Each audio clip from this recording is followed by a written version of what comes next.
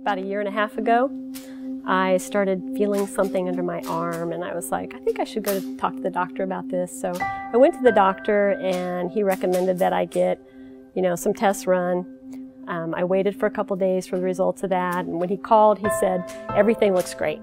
And I said, well, that little spot that I felt under my arm, are we going to do anything about that? And he said, no, you can just leave it. And I said, no, I really want you to, I'd like to take it off, and I'd like you to do it. He said, okay.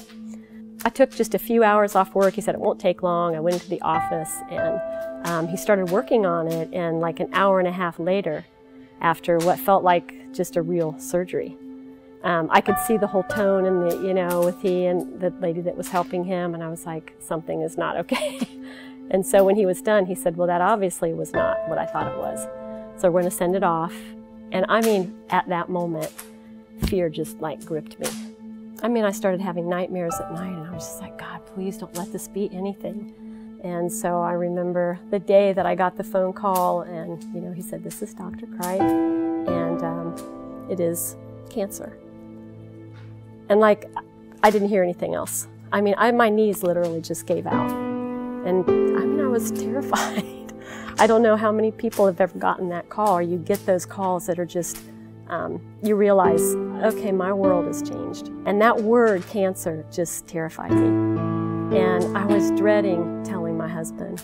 Here we had been Christians all our lives, and yet this one word came in and just changed, kind of really rocked our faith. That week, we were waiting for our son Caleb to graduate from college. So we went up to Chicago for the graduation, and I got up in the middle of the night right before the graduation, and I actually was lying in the bathtub, and I was like, Lord, I have never been so scared, and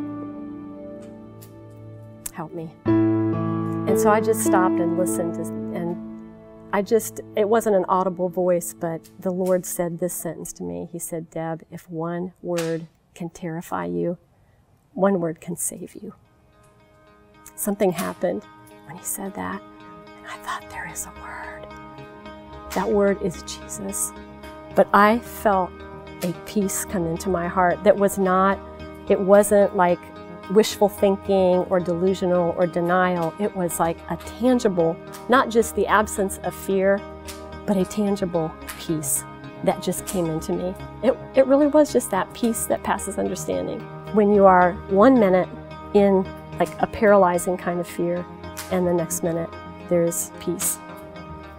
There's no explanation for that other than just Jesus.